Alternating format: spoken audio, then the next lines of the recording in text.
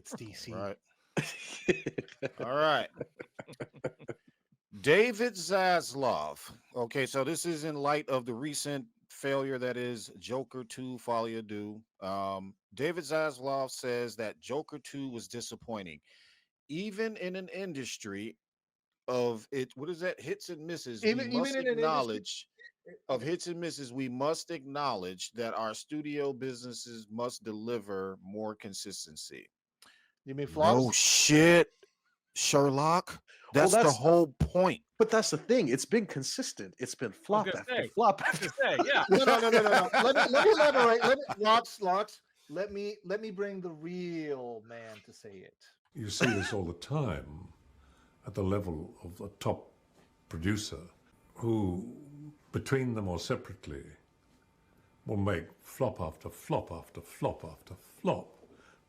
I'm not going to name them, but I know who they are. And they're not all American either.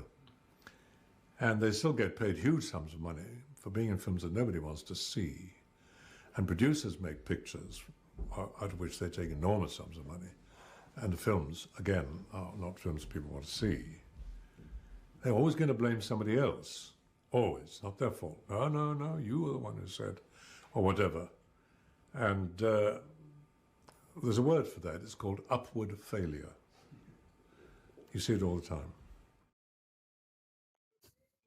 There it is. So I don't want to spend too much time talking about Mr. David Zaslav. I think he is a complete freaking idiot.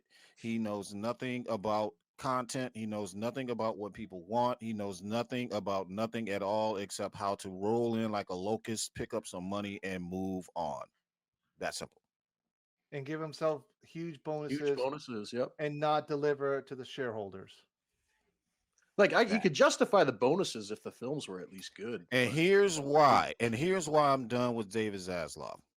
Because WBD, or the people that seem to come through WBD, they seem to think that everything has to be, when it comes to their superhero films, has to be like Marvel. Well, David Zaslav said the quiet part out loud in an article that I was reading, I think yesterday.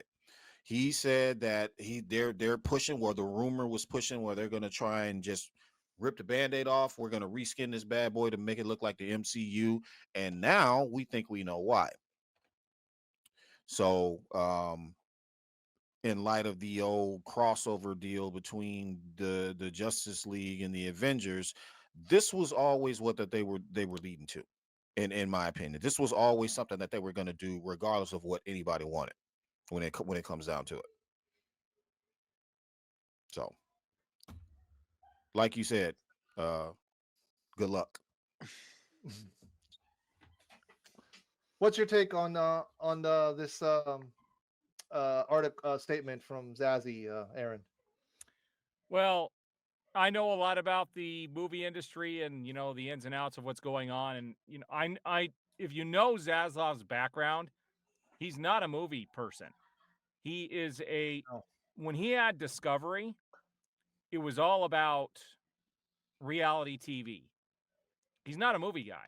He has no business whatsoever running a movie studio. He needs to stick to TV content.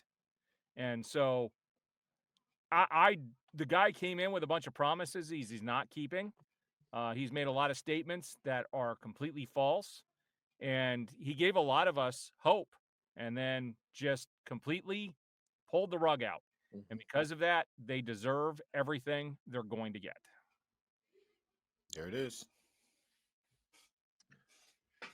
Sad. Anybody else? Well, I just think it's interesting. Like, he's speaking on consistency. What about the consistencies in your business decisions? Where was that consistency when when you guys had made the decision to go forward with Black Adam and everything that happened there? Where was this consistency that you're speaking of? Because if you had consistency in your judgment and consistency in the decisions that you made, we wouldn't be in this situation right now with the DCU.